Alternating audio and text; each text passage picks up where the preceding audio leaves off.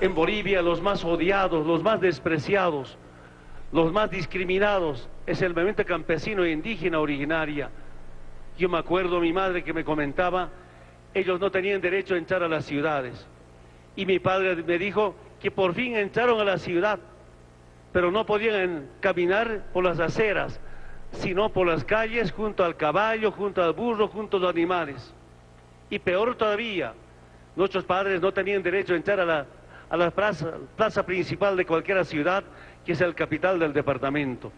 Venimos de esas familias, intentaron el exterminio de los pueblos indígenas.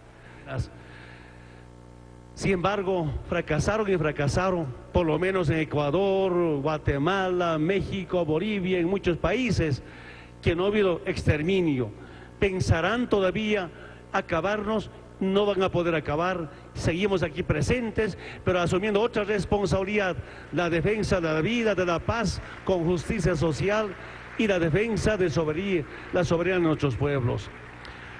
Hermanas y hermanos, lo que pasó el 2 de julio, que de verdad yo no podía entender qué estaba pasando, porque teníamos, quiero decirles, hermanas y hermanos, permiso, plan de vuelo, y el plan de vuelo generalmente aprueban con la nómina de quienes viajan en ese avión, tripulación, la gente que tiene que viajar, y al momento de acercarnos al territorio francés, una comunicación de torre de control, y el coronel de la tripulación me dice, no podemos pasar al territorio francés, nos han quitado el permiso. Y en ese momento no sabíamos qué hacer, no podía entender qué estaba pasando. Pregunto, ¿qué podemos hacer? ¿Volver a Moscú, Rusia? ¿O buscar otro aeropuerto? Yo preguntaba si tenemos suficiente combustible para volver hasta Rusia. Con las reservas que siempre tiene cualquier avión, podemos llegar. Pero yo me pregunté, ¿qué pasa si en Rusia hay algún problema climático en el aeropuerto? ¿Dónde aterrizamos? Si no por factores climáticos no podemos aterrizar en Moscú. ¿O qué pasa si yo instruía, como teníamos permisos escritos, aprobados? Bueno, coronel, tenemos permiso, vamos. ¿Por qué no tiene que prohibir o quitarnos el permiso durante el vuelo? Si el plan era interceptar, derribar usando ese agente norteamericano, de verdad no puedo entender hasta ahora de dónde viene esa instrucción, qué han instruido, qué buscaban. Pero también me pregunto, ese agente norteamericano tan buscado, tan controlado en el mundo, ¿cómo ellos van a pensar que hemos subido a un agente? Yo decía a los hermanos presidentes, ¿acaso ese agente es una mosca? ¿Acaso ese agente es un bicho para que pueda entrarse el avión de la presidencia y viajar con Evo? ¿O no es una pequeña carga, un papel para llevarnos como una carga? Yo creo que es no sé si es una humillación o de verdad buscaba una eliminación.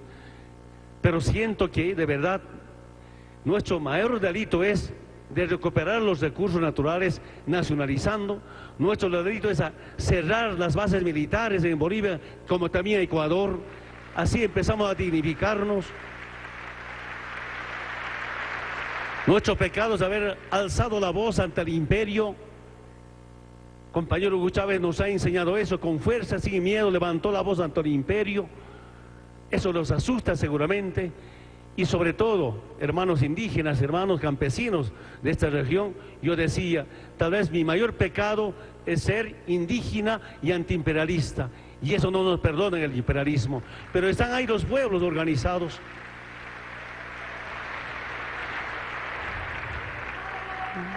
Tenemos algunas anécdotas que pasó en Bolivia, por ejemplo.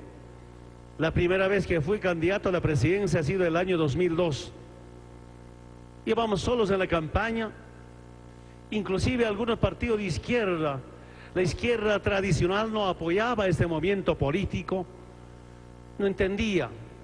Algunos también intentaron chantajearnos, pero nuestros movimientos sociales, especialmente el movimiento indígena, campesina, dijeron, no, solos vamos, basta nuestras organizaciones, sin ninguna alianza.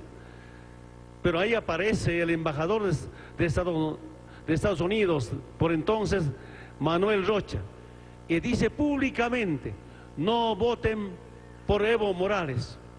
Evo Morales es el Bin Laden andino y los cocaderos los talibanes. Si votan para Evo, si Evo gana, no va a haber inversión ni cooperación.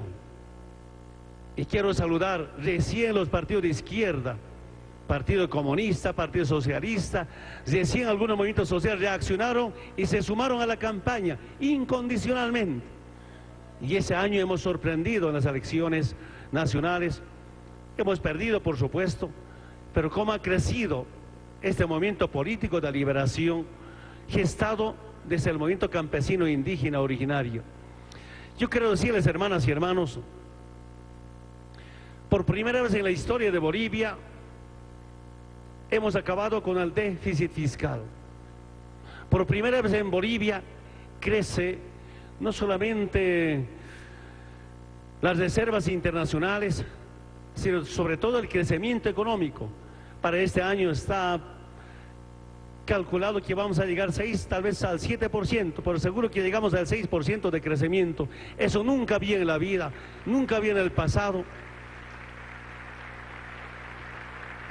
Es decir, cuando llegamos al gobierno, no solamente intentamos hacer gestión y gestión, no quisiéramos caer en el paternalismo, en el verticalismo, quisiéramos también la responsabilidad de nuestros movimientos sociales. Y ahí, primero, empezamos a cambiar esa imagen de la política, de los políticos. ¿Cómo será acá? Pero en Bolivia, por lo menos, quiero decirles, antes de este proceso, a los políticos veíamos todos como delincuentes, como farsantes, como maleantes. Eso era el político, que nunca pensaba en Bolivia, nunca pensaba en el pueblo, solo para ellos. Presidente, vicepresidente, siempre enfrentado antes. La semana pasada viajamos con nuestro gobernador del departamento de La Paz, hermano César Cocarico, junto al vicepresidente en un acto importante. El hermano César Cocarico, hermano Aymara, gobernador del departamento de La Paz, nos decía su evaluación de nuestro hermano gobernador: nunca en el pasado había buena relación entre el presidente y vicepresidente. Yo me acuerdo durante los gobiernos anteriores, en los medios de comunicación una vez dijo: las esposas del presidente y vicepresidente, estamos preparando un almuerzo para que el presidente y vicepresidente juntos puedan almorzar en el palacio, porque ni se hablaba. ¿Y por qué ese problema? El problema es que el presidente robaba más, el vicepresidente tal vez robaba poco.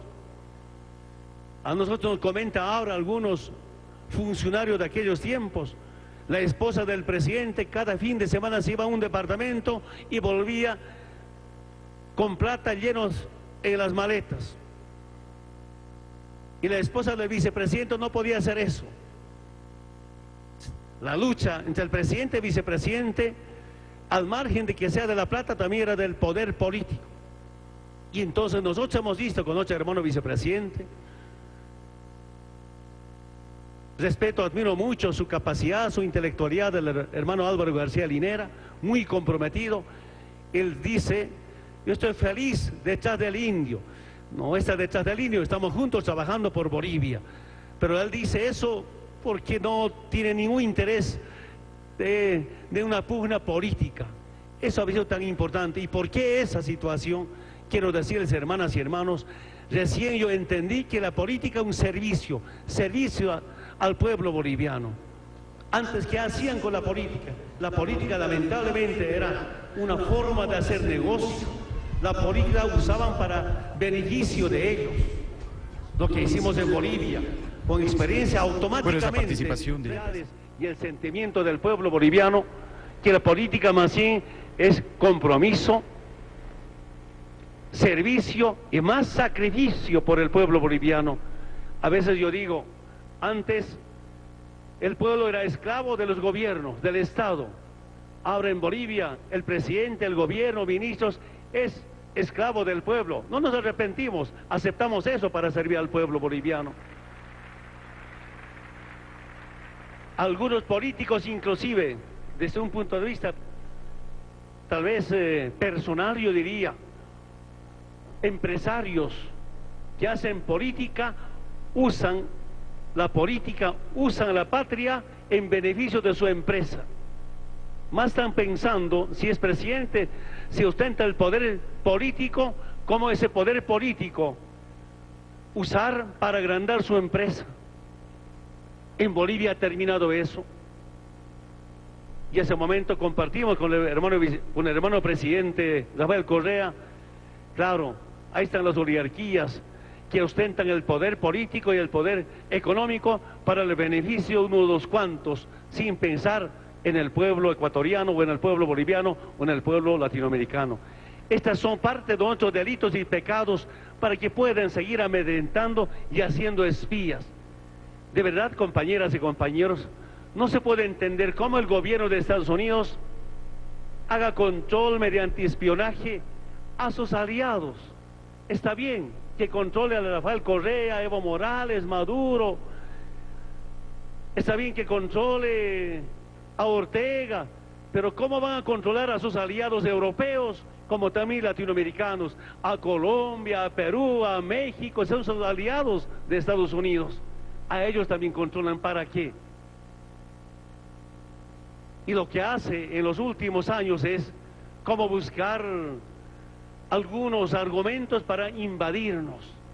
Y de verdad, compañeras y compañeros, si algún país sudamericano o latinoamericano quiere aliarse con OTAN, eso nos debe permitir más bien analizar profundamente qué quiere OTAN, para qué nació OTAN, qué hace ahora OTAN.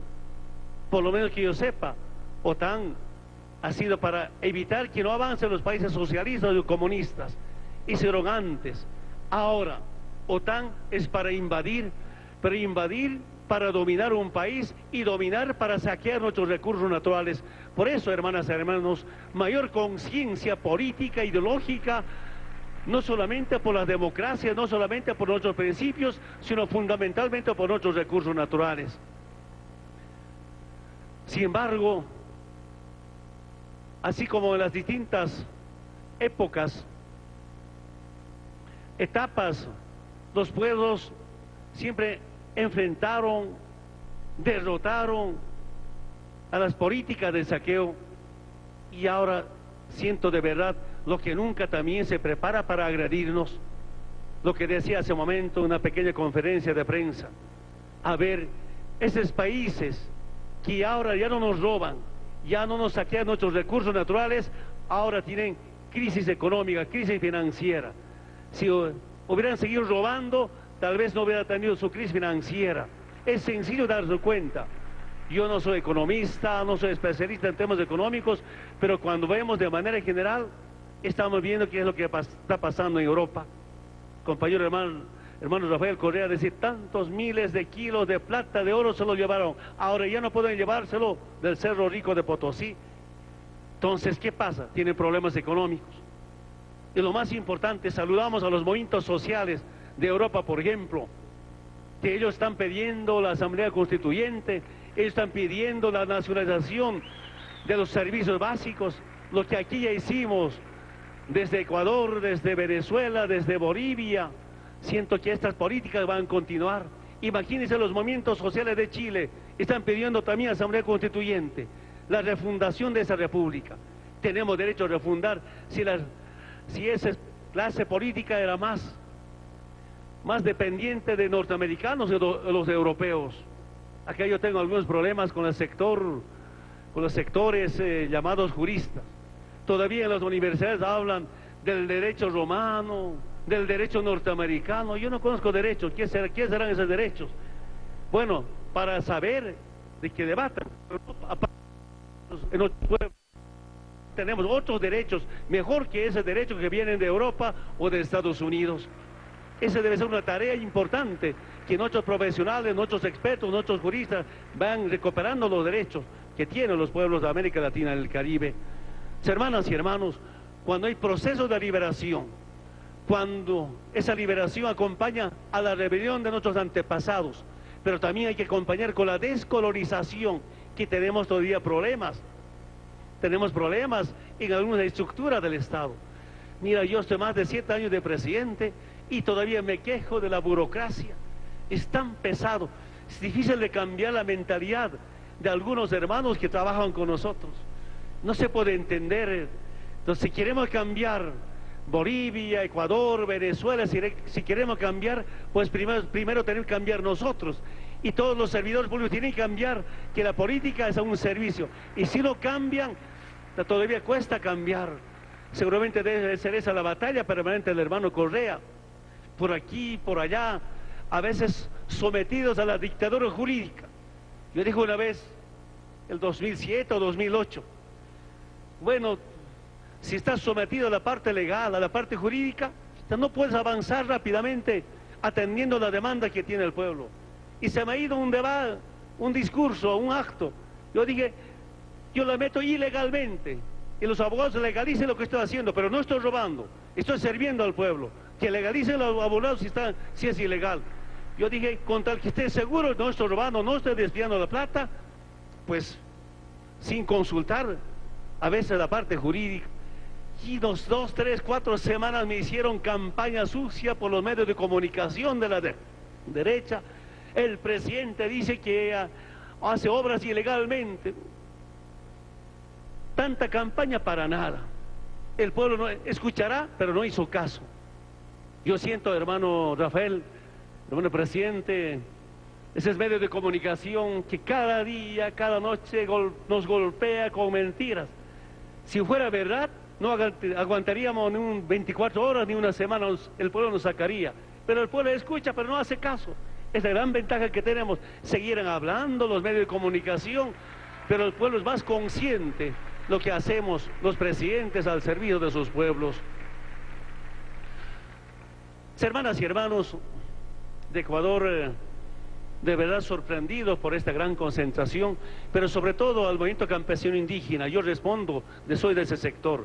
Hermanos del movimiento campesino indígena, no podemos equivocarnos en estos tiempos. Jamás podemos equivocarnos. No podemos debilitarnos. No podemos estar por problemas internos. Coincido las palabras, la reunión que tuvimos en la mañana. ¿Qué dijimos con el hermano presidente Rafael Correa? Con el canciller. Cuando viene la oposición a molestarnos, nos divertimos, yo me divierto.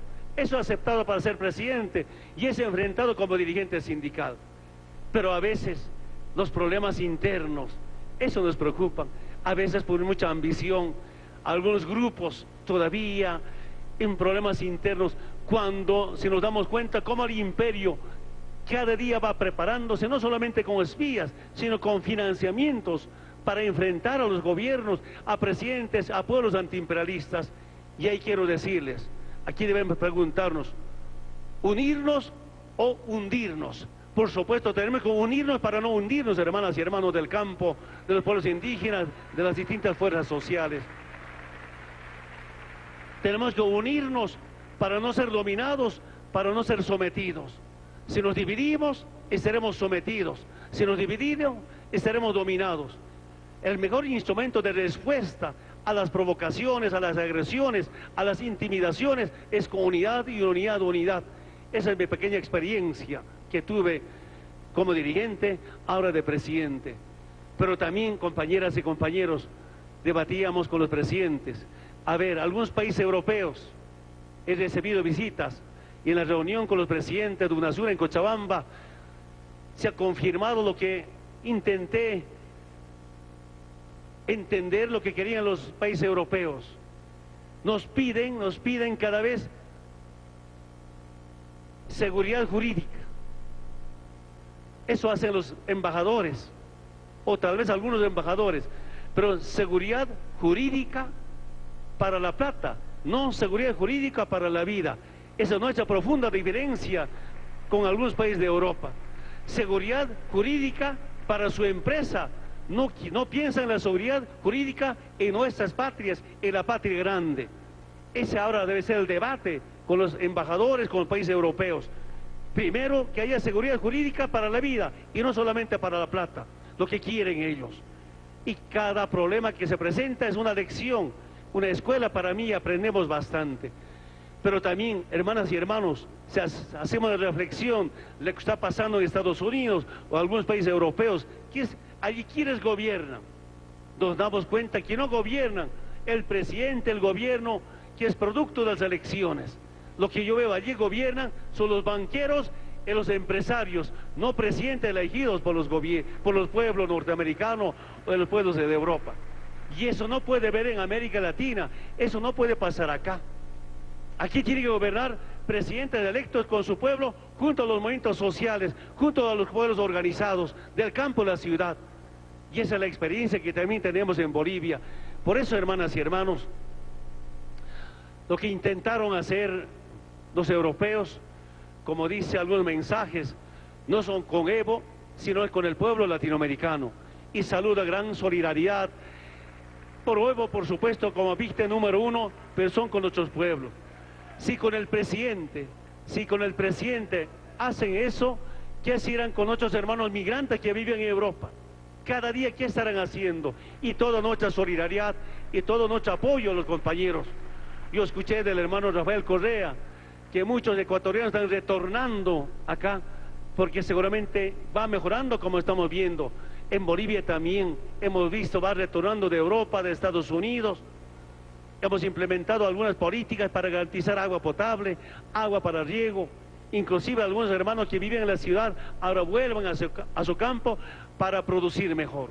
Y una de las tareas que tenemos como presidentes es cómo nuestros pueblos, nuestras naciones, nuestros estados sean productivos, productos de alimentos en especial.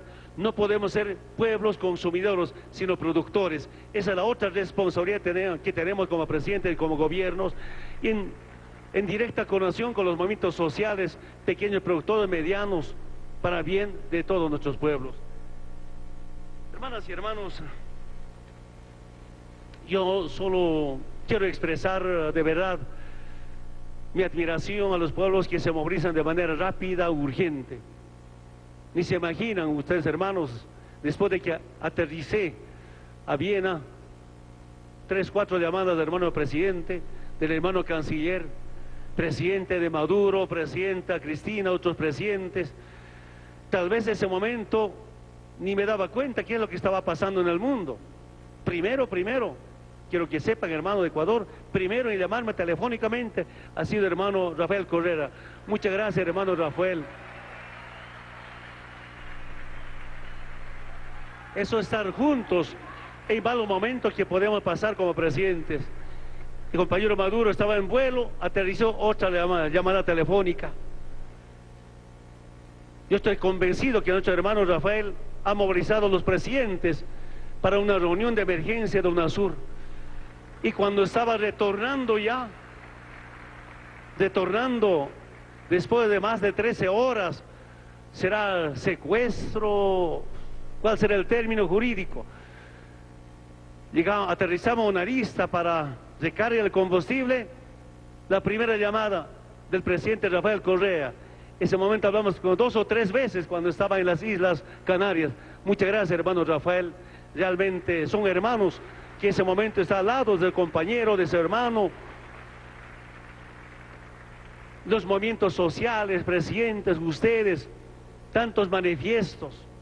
De verdad, perdón, hermano Rafael, creo en el movimiento indígena, con ese profundo sentimiento por nuestras patrias, que viene del sufrimiento de nuestros antepasados, de la rebelión de nuestros antepasados, pues ahora nos juntamos con profesionales, con intelectuales, que tienen también mucha conciencia por su patria y trabajan juntos al servicio de los pueblos de América Latina y el Caribe, pero es la más conocida como la Patria Grande. Hermanas y hermanos, nunca olvidaré estos manifiestos, esta clase de concentraciones, totalmente diferente para mí. Saben los hermanos indígenas, Fenocín, Conaía, por entender esta hora de dónde viene esa instrucción, qué han instruido, qué buscaban.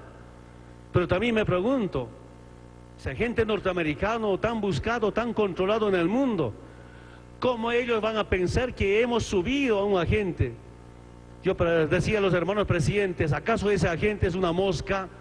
¿Acaso ese agente es un bicho para que pueda entrarse el avión? de la presidencia y viajar con Evo, o no es una pequeña carga, un papel para llevarnos como una carga. Yo creo que es no sé si es una humillación o de verdad buscaba una eliminación, pero siento que de verdad nuestro mayor delito es de recuperar los recursos naturales nacionalizando.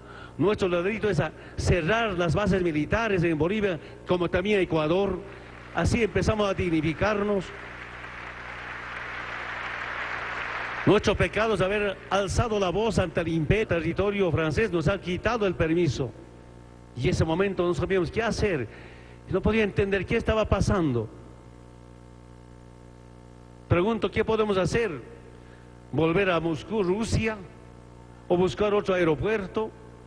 Yo preguntaba si tenemos suficiente combustible para volver hasta Rusia. Con las reservas que siempre tiene cualquier avión, podemos llegar. Pero yo me pregunté, ¿qué pasa si en Rusia hay algún problema climático en el aeropuerto? ¿Dónde aterrizamos? Si no por factores climáticos no podemos aterrizar en Moscú. ¿O qué pasa si hoy instruía, como teníamos permisos escritos, aprobados? Bueno, coronel, tenemos permiso, vamos. ¿Por qué no tiene que prohibir o quitarnos el permiso durante el vuelo? Si el plan era interceptar, derribar usando ese agente norteamericano, de verdad, no puede niño. Pensarán todavía acabarnos, no van a poder acabar, seguimos aquí presentes, pero asumiendo otra responsabilidad, la defensa de la vida, de la paz, con justicia social y la defensa de la soberanía de nuestros pueblos. Hermanas y hermanos, lo que pasó el 2 de julio, que de verdad yo no podía entender qué estaba pasando, porque teníamos, quiero decirles, hermanas y hermanos, permiso, plan de vuelo, y el plan de vuelo generalmente aprueban con la nómina de quienes viajan en ese avión, tripulación, la gente que tiene que viajar, y al momento de acercarnos al territorio francés, una comunicación de torre de control, y el coronel de la tripulación me dice, no podemos pasar al...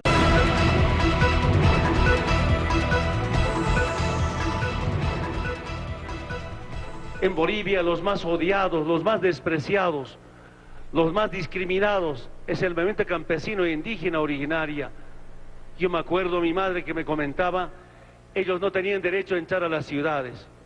Y mi padre me dijo que por fin entraron a la ciudad, pero no podían caminar por las aceras, sino por las calles, junto al caballo, junto al burro, junto a los animales.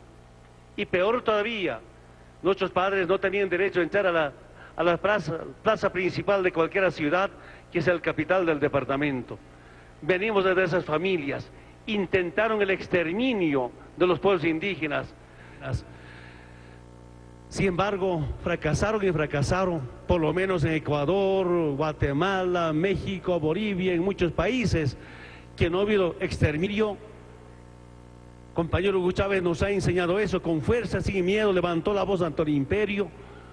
Eso los asusta seguramente, y sobre todo, hermanos indígenas, hermanos campesinos de esta región, yo decía, tal vez mi mayor pecado es ser indígena y antiimperialista, y eso no nos perdona en el imperialismo, pero están ahí los pueblos organizados.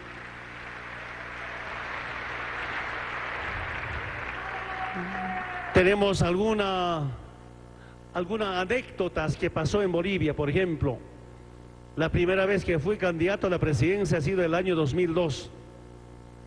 Íbamos solos en la campaña, inclusive algunos partidos de izquierda.